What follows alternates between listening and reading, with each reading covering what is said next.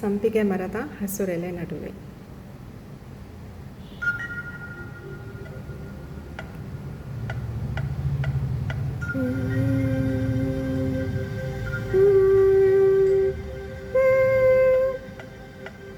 ಸಂಪಿಗೆ ಮರದ ಹಸಿರೆಲೆ ನಡುವೆ ಕೋಗಿಲೆ ಹಾಡಿತು. ಸಂಪಿಗೆ ಮರದ ಹಸಿರೆಲೆ ನಡುವೆ ಕೋಗಿಲೆ ಹಾಡಿತು. ಚಿಕ್ಕವ್ವ ಚಿಕ್ಕವ್ವ